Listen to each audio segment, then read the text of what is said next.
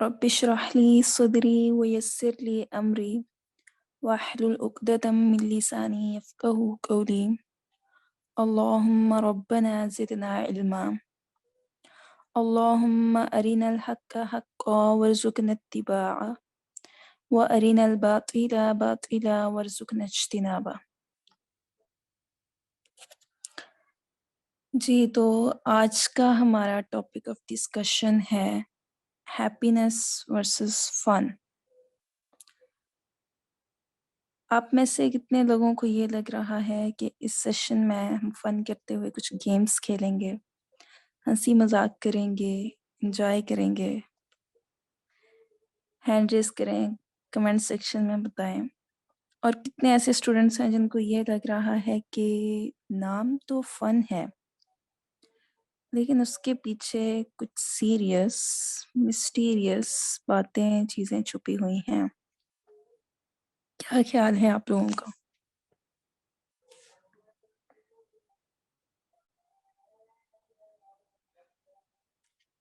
بات کچھ اور ہے. چلیں کام کرتے ہیں نا، کچھ دیر کے لیے اپنی زندگی کی تمام پریشانیوں ٹینشنز کو سائڈ پہ رکھتے ہوئے کچھ گیمز کھیلتے ہیں. آپ لوگ بتائیں کون سی گیم کھیلی جائے، سب اپنے اپنے سجیشنز دیں، پھر اس کے مطابق ہم ڈیسائیڈ کریں گے کہ ہم نے کیا کرنا ہے.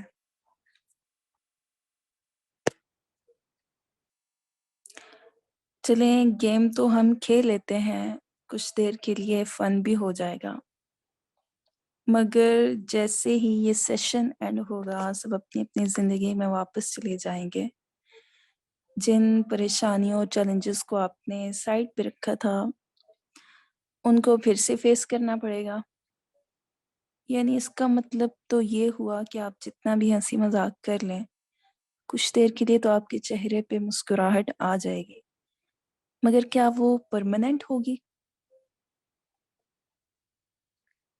کیا یہ گارنٹی ہے کہ اس فن کے بعد بھی آپ مسکرا سکیں گے اپنی زندگی کی پریشانیوں اور غموں کو دیکھتے ہوئے؟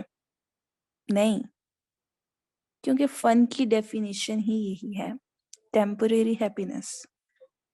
اگر یہ واقعی میں خوشی کا باعث ہوتا تو اسپیسیفک ٹائم کے بعد بھی ہم خوش ہی رہتے. یعنی ایکٹیویٹی جو ہم کریں گے، جو ہمیں انجوائے کروائے گی، اس کے بعد بھی، اس کے ختم ہو جانے کے بعد بھی ہم خوش ہی رہتے، مگر ایسا نہیں ہوتا. تو پھر کیا ہے اصل خوشی؟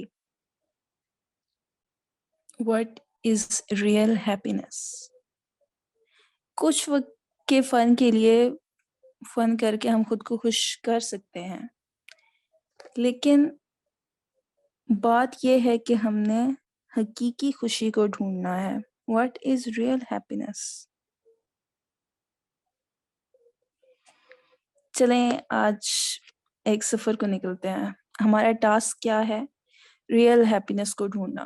ایسے ہی چلتے چلتے ہم کیا کریں گے؟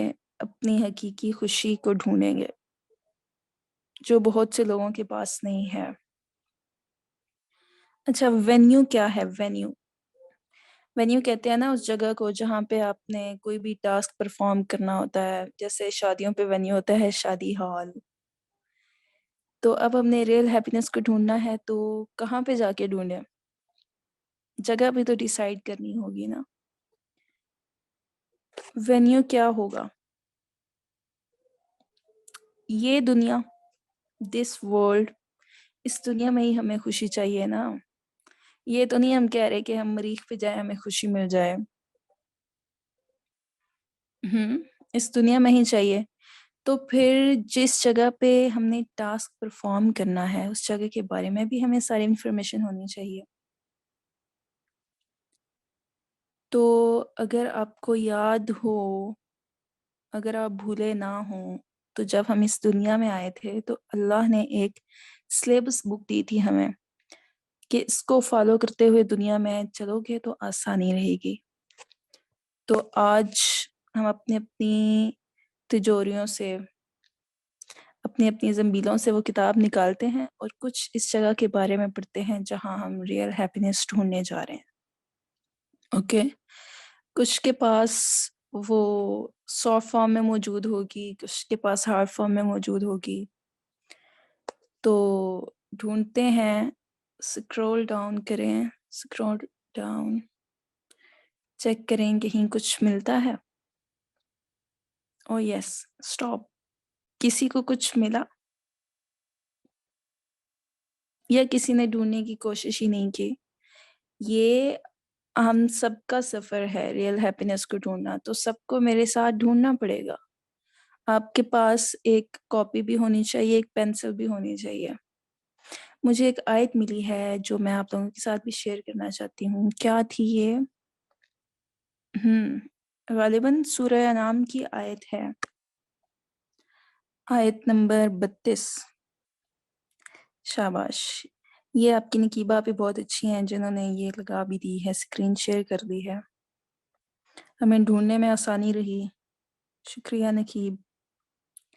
اچھا، یہاں پہ لکھا ہے وَمَا الْحَيَاةُ الدُّنْيَا إِلَّا لَعِبٌ وَلَهْوٌ وَلَلدَّارُ الْآخِرَةُ خَيْرٌ لِلَّذِينَ يَتَّقُونَ أَفَلَا تَعْقِلُونَ. اور دنیا کی زندگی تو ایک کھیل تماشا ہے، اور البتہ آخرت کا گھر ان لوگوں کے لیے بہتر ہے جو پرہیزگار ہوئے. تو کیا تم نہیں سمجھتے؟ افلا تعقلون، تو پھر کیا تم عقل سے کام نہیں لیتے؟ اوہ مائی گاڈ، ہم کیا کرنے چلے تھے اور یہ یہاں پہ کیا لکھا ہے؟ یہ تو لکھا ہے کہ دنیا کھیل تماشا ہے. ابھی تو ہم نے سیکھا کہ کھیل تماشا فن اس طرح کی ہر چیز ٹیمپریری خوشی دیتی ہے، تو کیا دنیا بھی ہمیں ٹیمپریری خوشی دے گی؟ اور آگے لکھا ہے کہ آخرت کا گھر متقین کے لیے بہت اچھا ہے، یعنی کہ ہمیں اصل خوشی حاصل کرنے کے لیے آخرت کا انتظار کرنا پڑے گا کہ ہم جنت میں جائیں گے، ریل ہیپینس ملے گی. نہیں، ایک سیکنڈ، یہاں تو یہ بھی لکھا ہے کہ آخرت کا گھر متقین کے لیے ہے. یہ متقین لوگ کون سے ہوتے ہیں؟ متقی کا مطلب تو ہوتا ہے اللہ سے ڈرنے والے. ہاں ہاں، میں بہت ڈرتی ہوں اللہ سے، لیکن نہیں، اللہ نے تو منع کیا ہے کچھ کاموں سے، گانے سننے سے، فلمیں دیکھنے سے، غیبت کرنے سے. غیبت کا کیا مطلب ہوتا ہے؟ جب ہم دو فرینڈس ملتے ہیں آپس میں تو تیسری کے بارے میں باتیں کرنا پیٹھ پیچھے. جب سسٹرز مل جاتی ہیں ایک جگہ پہ بیٹھتی ہیں تو پورے خاندان کی وہ باتیں کرنا. اور اینڈ پہ ہمارا یہ تکیہ کلام ہوتا ہے، چھوڑو یار، ہمیں کیا، جیسا ہے اس کی اپنی لائف ہے، ہم تو ڈسکس ہی نہیں کرتے، اللہ معاف کرے. ساری دنیا جہان کی غیبتیں کر کے تو ہم ادھر سے اٹھاتے ہیں. اور اللہ نے تو منع کیا ہے جھوٹ بولنے سے، اور حرام ریلیشنز جو ہمارے ہوتے ہیں اس سے بھی منع کیا ہے. مگر میں تو یہ سارے کام کرتی ہوں، ہم سب سارے کام کرتے ہیں. یہ یعنی ہمیں اللہ کا ڈر نہیں ہے، یعنی کہ ہم متقی بھی نہیں ہیں. اس کا مطلب تو یہ ہوا کہ آخرت میں بھی ہمیں ریئل ہیپینس ملے گی. نہیں نہیں، اقرا کیسی باتیں کرتی ہو، کچھ اور ڈھونڈتے ہیں. یہ جو میں خود سے باتیں کر رہی تھی، آپ لوگوں نے میرے دل کی سرگوشیاں تو نہیں سنی نا؟ نہیں نہیں، سیریس نہیں ہونا، کچھ نہیں ہے، کچھ نہیں ہے. آگے چلتے ہیں، مزید جانتے ہیں اس دنیا کے بارے میں. اوہو، ایک تو یہ جو کتاب بند ہو جاتی ہے نا بار بار، دراصل اسے زیادہ کھولتی نہیں ہوں نا، پڑی رہتی ہے تو زیادہ یوز ٹو نہیں ہوں. اچھا آگے چلتے ہیں. یہ کیا ملا مجھے رینڈملی؟ یہ پارہ نمبر 3 ہے شاید، سورہ آل عمران کی آیت نمبر 14. یہ پڑھ لیتے ہیں، یہ بھی تھوڑی لگ رہی ہے مجھے اٹریکٹیو. لوگوں کے لیے آراستہ کی گئی ان کی خواہشوں کی محبت. ہماری کون سی خواہشیں ہیں؟ شہوات، ان کی محبت. عورتیں، یہ تو ہماری بات کی گئی ہے. عورتیں، بیٹے، سونے چاندی کے ڈھیر، نشان زدہ گھوڑے، چوپائے، کھیتی، یہ دنیا کی پونجی ہے اور اللہ کے پاس اچھا ٹھکانہ ہے. عورتیں آراستہ کی گئیں، یعنی کہ عورتوں کو آزمائش بنایا گیا. مگر کیسے؟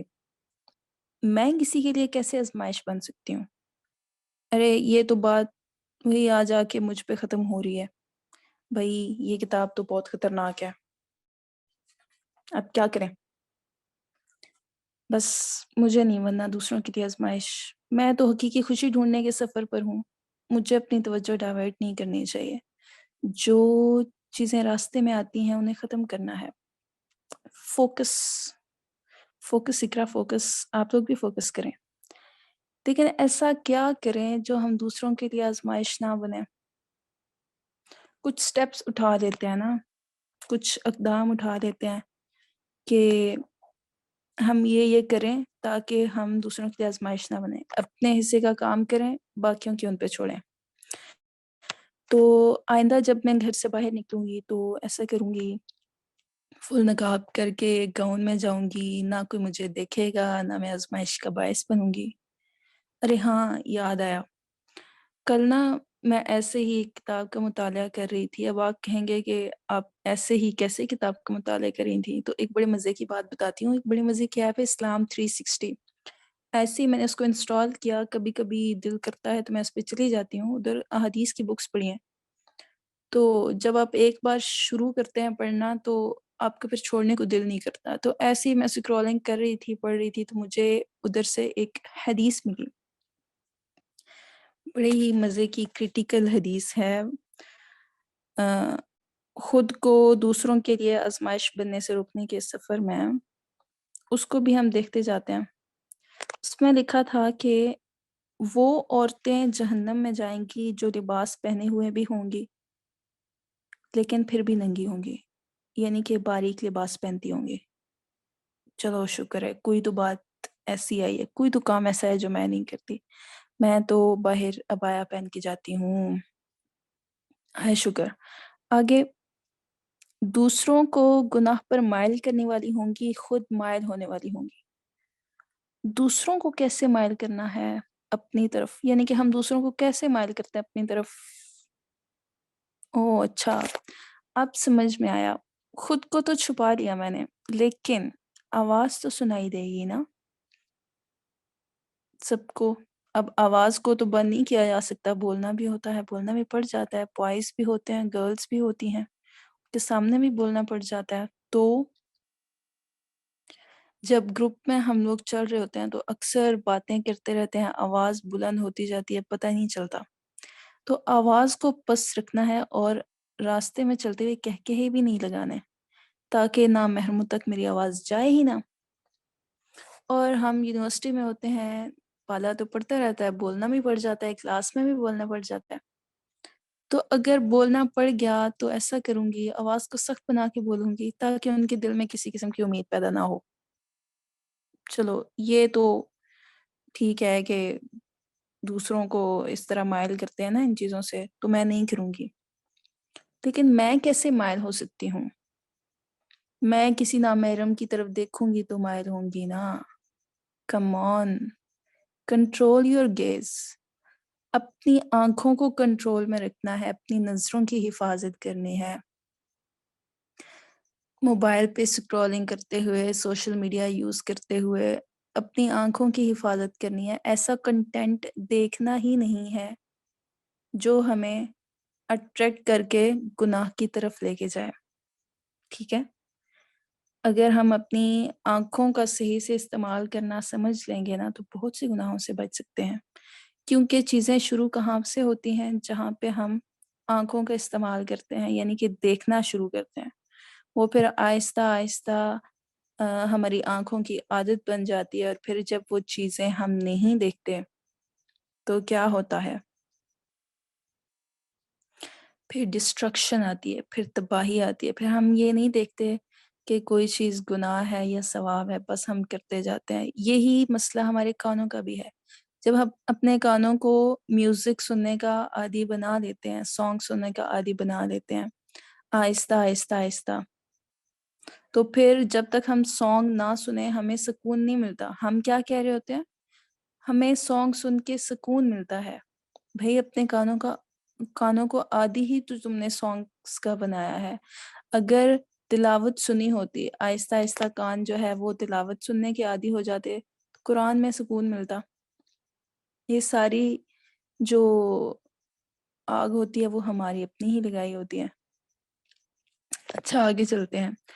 آگے کیا ہے کہ جی ان کے سر بخت کی اونٹنیوں کے ایک طرح جھکے ہوئے کوہانوں جیسے ہوں گے۔ اچھا یعنی یہ جب ہم حجاب کرتے ہیں تو اونچا جوڑا بناتے ہیں نا، اسٹائلش سا لیئر سے حجاب کرتے ہیں تاکہ اچھا لگے، پیارا سا لگے، اور ایک اسٹائلش سی پن بھی لگا دیتے ہیں ایک سائڈ پہ۔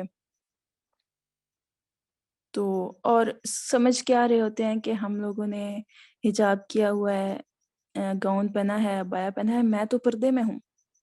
لیکن کیا یہ چیزیں دوسروں کو اپنی طرف اٹریکٹ نہیں کرتی ہیں؟ اور ادھر تو اللہ نے یہ بھی کہہ دیا ہے کہ یہ جہنمی عورتوں کی نشانی ہے۔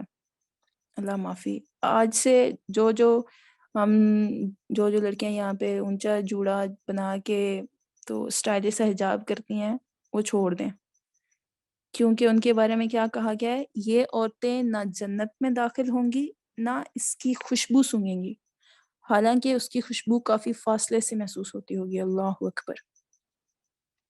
اللہم اجرنا من النار، اللہم اجرنا من النار، اللہم اجرنا من النار۔ ایک حدیث میں آتا ہے نا کہ جب ایک انسان 3 بار جنت کا سوال کرتا ہے تو جنت کہتی ہے کہ یا رب اس سے وہ عطا کر دے جس کا یہ سوال کر رہا ہے۔ اور 3 بار جب ہم جہنم سے پناہ مانگتے ہیں تو جہنم کہتی ہے کہ یا اللہ اسے اس چیز سے پناہ دے دے جس کی اسے طلب ہے۔ تو اس لیے جنت کا سوال کرتے رہیں اور جہنم سے پناہ مانگتے رہیں۔ اچھا یہ سارے کام کر کے میں مردوں کے لیے تو آزمائش نہیں بنوں گی، کم از کم خلاص اپنی طرف سے کام ختم۔ اب مرد جانے اور ان کے کام جانے، ہم تو بچ گئے نا۔ اگلی کون سی چیز تھی جو آراستہ کی گئی تھی؟ ہاں مال، یعنی کہ روپیہ پیسہ۔ یہ بھی ٹھیک ہے بھائی، میری سوچ بھی تو کپڑوں سے شروع ہو کر میک اپ پہ ختم ہوتی ہے نا، ہم سب کا یہی حال ہے۔ کرنے کیا آئی تھی، کر کیا رہی ہوں۔ مجھے تو اصل خوشی کی تلاش تھی، اب اتنی چیزیں راستے میں آئیں گی تو میں اپنا ٹاسک کیسے پورا کروں گی؟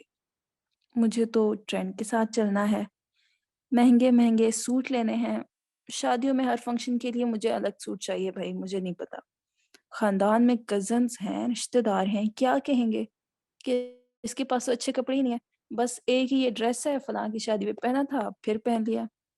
او مائی گاڈ، یہ سوچیں پاگل کر دیں گے۔ مجھے نکلنا ہے اس سب سے، تو کیا کروں؟ ایک ہی حل ہے بھائی، آج سے دنیا کے ٹرینڈ کی لوگوں کی پرواہ ختم۔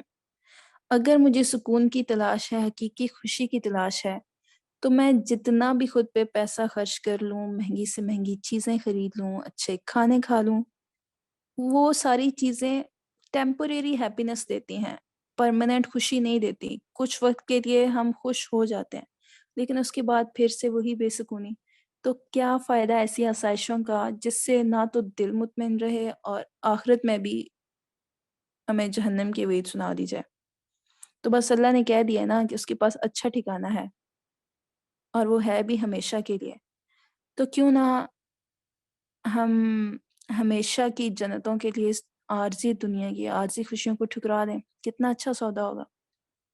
یہاں پہ دنیا میں ہماری عمر ہی کتنی ہوتی ہے؟ اوسطاً 50 سے 60 سال۔ اگر میں اپنی 50 سے 60 سالہ زندگی کو اللہ کے لیے سیکریفائس کر کے ہمیشہ کی اربوں خربوں کی زندگی خرید لوں تو کیا یہ اچھا سودا نہیں ہوگا؟ Oh yes, this thinking is giving me some waves of happiness. تھوڑی تھوڑی سمجھ آ رہی ہے مجھے، آپ کو بھی سمجھ آ رہی ہے؟ آپ بھی چل رہے ہیں میرے ساتھ یا وہ کہیں پیچھے کھڑے ہیں؟ ابھی پیچھے مڑ کے دیکھوں میں کون کون ہے پیچھے، کون کون ہے میرے ساتھ؟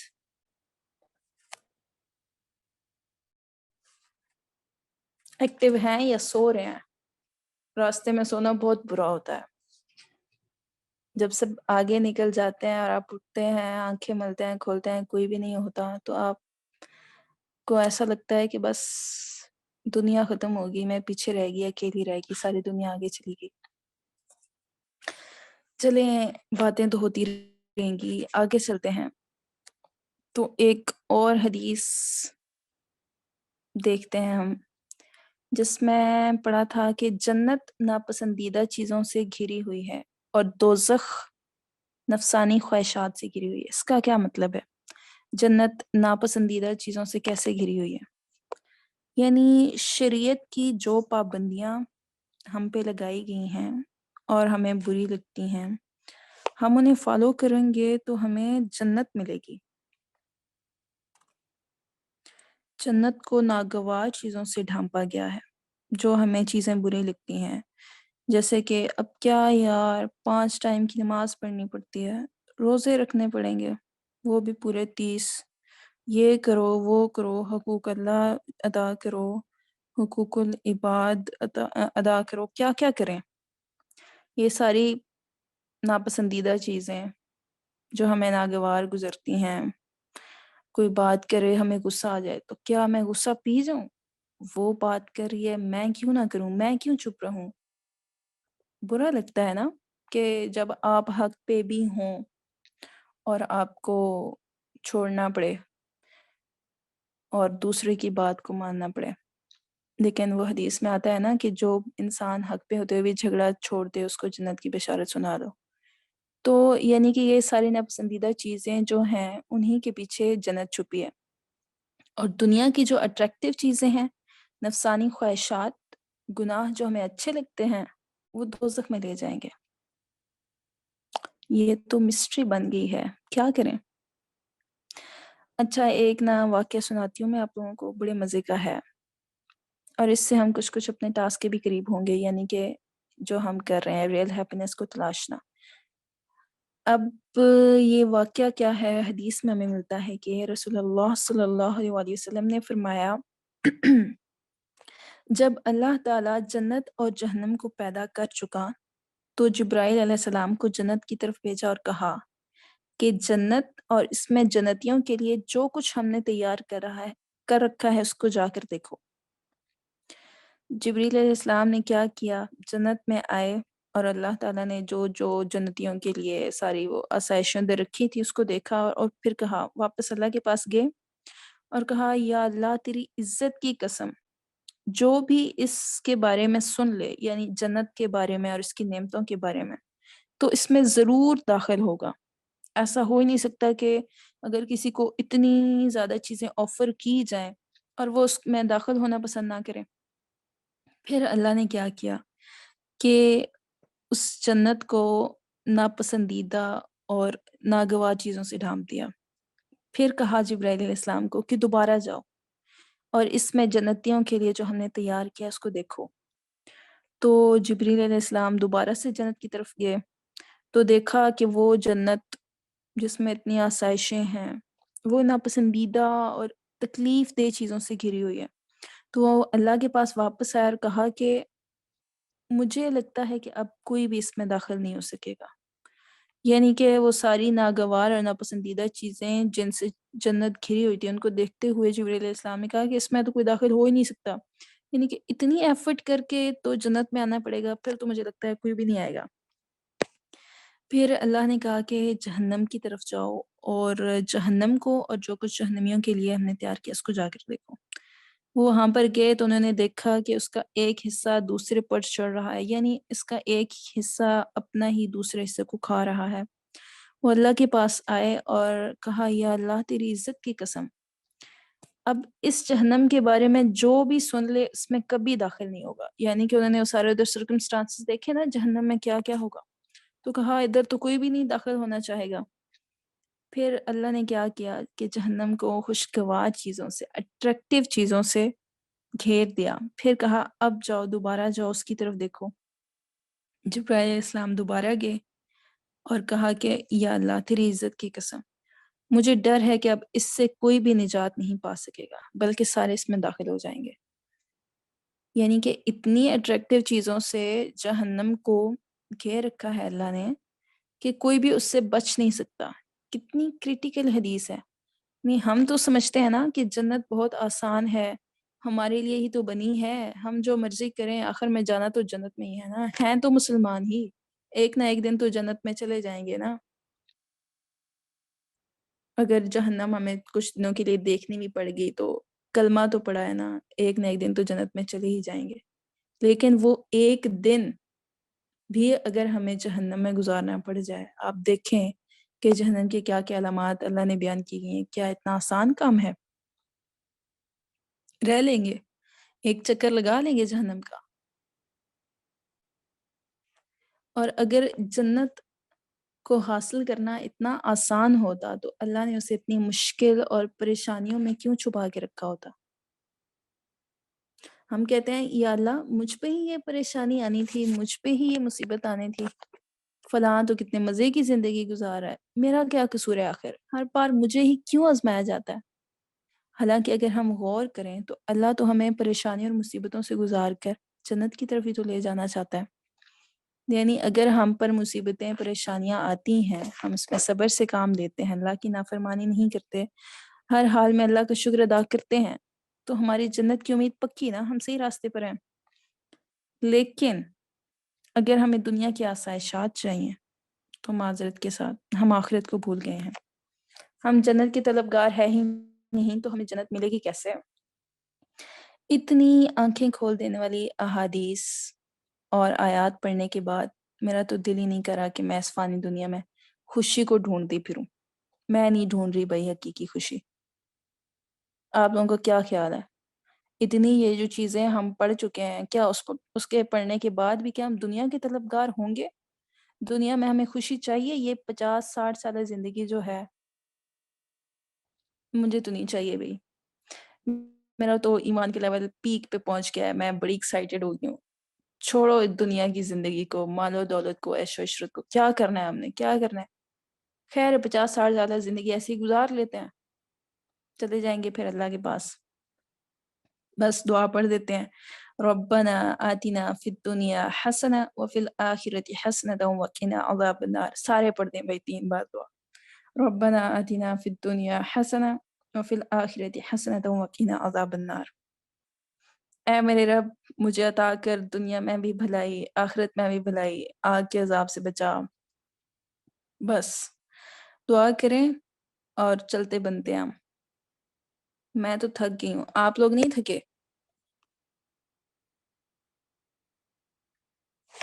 یا تلاش کو جاری رکھنا چاہیے؟ کیا کریں؟ کیا کریں ہم؟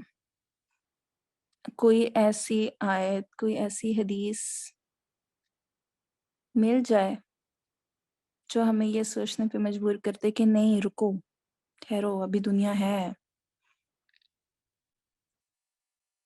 اللہ سے اتنی طلب کے ساتھ دعا کریں گے تو یقیناً اللہ راستے آسان کرے گا۔ اب دیکھو ہم نے خود ہی دعا مانگی، ربنا آتینا فی الدنیا حسنہ، اے میرے رب مجھے دنیا میں بھی بھلائی عطا کر۔ ابھی ہم جا رہے تھے سب کچھ چھوڑ کے کہ رہنے دو دنیا کو، لیکن اللہ نے اگر کہا ہے کہ دنیا میں بھی بھلائی مانگو تو ہمیں مانگنی چاہیے۔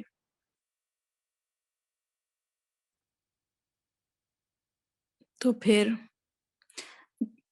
یہ نا کچھ دنوں پہلے میں نے اسٹیٹس پہ ایک آیت دیکھی تھی۔ میں جب یہ سیشن پریپیئر کر رہی تھی تو میں سوچ رہی تھی کہ بس ریئل ہیپینس تو ختم، یہ اللہ ساتھ ساتھ ایکسپیرینس کرواتا ہے نا آپ کو۔ میں نے بس سوچ لیا تھا کہ یہاں پہ بس ہر بات ختم ہو گئی، اتنی ایکسائٹمنٹ ہو گئی تھی، ایمان کے لیول اتنا بڑھ گیا تھا کہ بس اب ختم۔ لیکن پھر اچانک سے ایک آیت آئی میرے سامنے، الا بذکر اللہ تطمئن القلوب۔ الا، خبردار، الا جہاں پہ بھی آتا ہے وہ کسی بڑی خبر کے لیے آتا ہے۔ الا بذکر اللہ تطمئن القلوب، خبردار، اللہ کے ذکر سے ہی دل اطمینان پاتے ہیں۔ اچھا یہاں پہ جو ایک مزے کی بات ہے جو اس سے پوائنٹ نکلتا ہے وہ یہ کہ آپ جو سوشل میڈیا پہ چیزیں شیئر کرتے ہیں نا، سٹیٹسز وغیرہ، وہ بہت سے لوگوں کی ہدایت کا بھی سبب بن سکتا ہے اور بہت سے لوگوں کو گمراہ بھی کر سکتا ہے۔ اپنے سٹیٹسز چیک کریں، اگر آپ کوئی آیت یا حدیث لگاتے ہیں اور آپ کی کانٹیکٹ لسٹ میں جو لوگ ہیں جو دیکھ رہے ہیں، ہو سکتا ہے ان میں سے کوئی ایک ایسی مشکلات سے گھرا ہوا ہو اور وہ آپ کی وہ آیت یا حدیث پڑھے اور اس کو وہ اتنی پاور مل جائے اس سے کہ وہ اپنی زندگی کی پریشانیوں کو فیس کرنے کے قابل ہو جائے۔ ٹھیک ہے، تو کوئی بھی آیت حدیث آپ کے پاس آ جائے، اچھی بات آ جائے، آپ کو اس کو شیئر کرنا چاہیے. اگر آپ کی شیئر کی بات سے کسی کو اپنے سوال کا جواب مل جائے تو یہ صدقہ جاریہ ہوگا. اب ہمیں مل گیا سولوشن، الا بذکر اللہ تطمئن القلوب. اس سے ایک اور بات سمجھ میں آئی کہ ابھی ہم کوشش ترک کرنے والے تھے نا کہ چھوڑے، ہمیں نہیں ملتی ریئل ہیپینس، بہت ڈھونڈ لیا ہم نے، لیکن ایک دم سے یہ آیت سامنے آ جاتی ہے کہ خبردار، اللہ کی ذکر سے ہی دلوں کو سکون ملتا ہے. تو اس سے ہمیں یہ پتہ چلا کہ اکثر ہم زندگی میں کوششیں کر رہے ہوتے ہیں کسی بھی چیز کے لیے، دعا کر رہے ہوتے ہیں، اور بس وہ دعا قبول ہونے ہی والی ہوتی ہے کہ ہم دعا کرنا چھوڑ دیتے ہیں. اور جب ہم دعا کرنا درمیان میں چھوڑ دیتے ہیں تو جو نعمت ہماری طرف آ رہی ہوتی ہے وہ ادھر ہی رک جاتی ہے، ہماری طرف پہنچتی ہی نہیں ہے. تو کیا کرنا ہے کہ کوشش کرنا ترک نہیں کرنا، دعا کرنا نہیں چھوڑنا. ٹھیک ہے. اچھا، الا بذکر اللہ تطمئن القلوب، خبردار، اللہ کے ذکر سے ہی دل اطمینان پاتے ہیں. تو اللہ کا ذکر کیا ہے؟ ذکر کا کیا مطلب ہوتا ہے؟ نصیحت. اللہ کی باتیں، نصیحتیں کیا ہیں؟ قرآن میں اللہ کیا کہہ رہا ہے جو ہم کریں تو خوشی مل جائے؟ اللہ نے ایک لیڈنگ پوائنٹ تو دے دیا نا. ہم جس کی تلاش میں نکلے تھے، ریئل ہیپینس، اللہ نے کلو دے دیا کہ یہاں پہ ملے گی، لے لو. پوری دنیا میں تلاشنے کی ضرورت نہیں ہے، بس یہ چیز لو، اس کو ڈائریکشن بناؤ. ڈائریکشن اللہ نے دے دی. اب ہم لوگوں نے تلاش کرنا ہے کہ اللہ کے ذکر سے دل کیسے اطمینان پاتے ہیں. What is the remembrance of اللہ؟ اللہ کا ذکر کیا ہے؟ اب یہ ایک بات سے دوسری بات نکل آئی. ایک سفر تو ختم ہوا، پتہ چل گیا کہاں پہ ریئل ہیپینس ہے. اب نیا سفر شروع ہو گیا کہ ہم لوگوں نے یہ دیکھنا ہے کہ اللہ کے ذکر سے دل اطمینان کیسے پاتے ہیں. یہ تو سفر ختم ہی نہیں ہو رہا. زندگی ہے، ایک سفر ختم ہوتا ہے تو دوسرا شروع ہو جاتا ہے، ایک چیز کا جواب ملتا ہے تو دوسری کی تلاش شروع ہو جاتی ہے. تو اب آپ لوگوں نے کیا کرنا ہے؟ یہ سفر تو ہم لوگوں نے اکٹھا شروع کیا اور ہمیں مل گیا جو ہم ڈھونڈنے نکلے تھے. اب یہ جو اگلا سفر ہے کہ اللہ کے ذکر سے ہی دل اطمینان کیسے پاتے ہیں، یہ بھی ہم اکٹھے ہی طے کریں گے. لیکن ابھی اتنا مختصر وقت ہے کہ اس میں ہم لوگ یہ نہیں کر سکتے، کیونکہ ہم لوگ بور بھی ہو جاتے ہیں نا، ایک کام کرتے کرتے ہم تھک جاتے ہیں. ٹھیک ہے. تو فریش مائنڈ کے ساتھ یہ آپ لوگوں کی اسائنمنٹ ہے کہ دیکھنا ہے کہ اللہ کے ذکر سے دلوں کو اطمینان کیسے ملتا ہے. ویسے ابھی کچھ دنوں پہلے میں بچوں سے پوچھ رہی تھی کہ آپ کے نزدیک فن کیا ہے، ہیپینس کیا ہے، تو مجھے بڑا اچھا لگا. بہت سے بچوں نے یہی کہا کہ اللہ کے ذکر میں سکون ملتا ہے، گریٹیٹیوڈ، شکر گزاری زندگی میں زیادہ ہونی چاہیے، اس سے بھی سکون ملے گا. اچھا، اب یہ جو ہمارے پاس دنیا کی مال و دولت ہے، اب ہم اس کو ٹھکرا تو سکتے نہیں ہیں، کیونکہ اللہ نے کہا ہے کہ دنیا میں بھی بھلائی مانگو، آخرت میں بھی بھلائی مانگو. تو ہم ایسا کرتے ہیں، کچھ ایسی ٹرکس یوز کرتے ہیں جس سے یہ جو دنیا میں ہمیں بھلائی ملی ہے اس کو ہم آخرت کی بھلائی میں کنورٹ کر سکیں. اگر مال ملے آپ کو زیادہ سے زیادہ، مال فتنہ ہے نا، تو آپ اس کو صدقہ کر دیں، فتنے کو رہنے ہی نہ دیں پاس میں. اور پتہ ہے مال کو خرچ کرنے پہ جنت کی بشارتیں ملی ہیں صحابہ کرام کو. وہ ایک صحابی تھے نا، عثمان غنی رضی اللہ تعالی عنہ، ان کو کس بات پہ جنت کی بشارت ملی تھی؟ کیا نمازیں پڑھنے پہ، جہاد کرنے پہ، ہجرت کرنے پہ؟ کس موقع پہ ان کو جنت کی بشارت ملی تھی؟ 3 موقعوں پہ جنت کی بشارت ملی تھی، اور تینوں موقع وہ تھے جہاں پہ انہوں نے مال خرچ کیا تھا. ٹھیک ہے.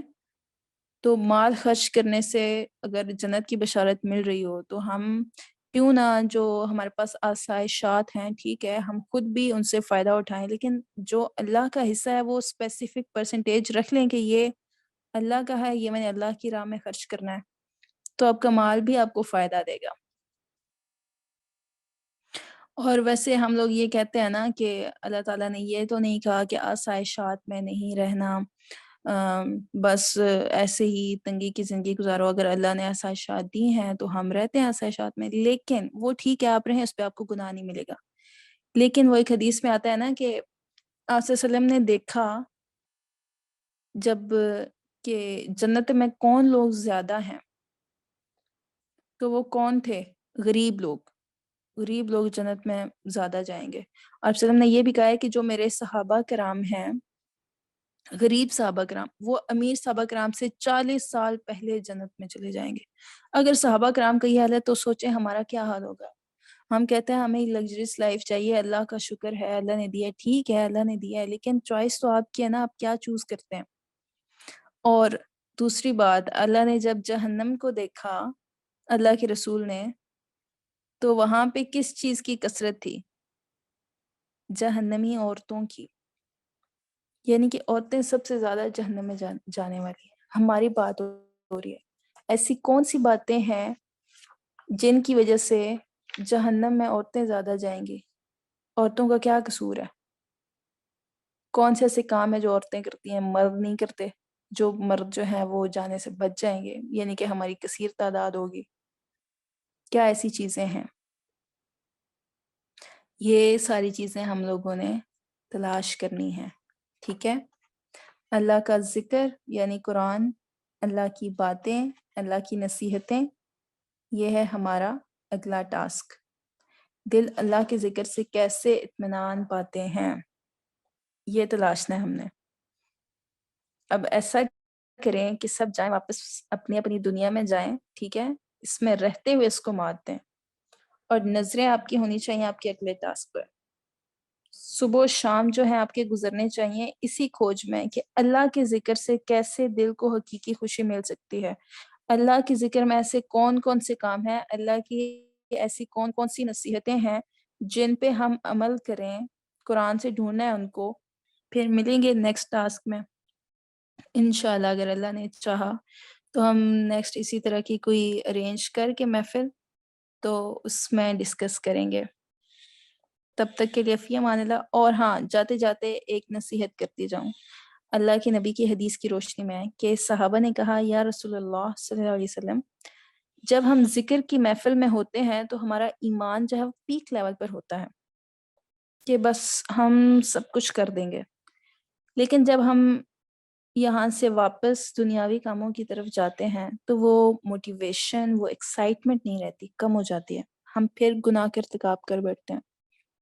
تو رسول اللہ صلی اللہ علیہ وسلم نے فرمایا اگر ہر وقت تمہارے ایمان کا لیول ہائی رہتا اور تم کوئی گناہ نہ کرتے تو اللہ تمہارے بعد ایسی امت کو پیدا کرتا جو گناہ کرتی، اللہ سے معافی مانگتی اور اللہ انہیں معاف فرما دیتا.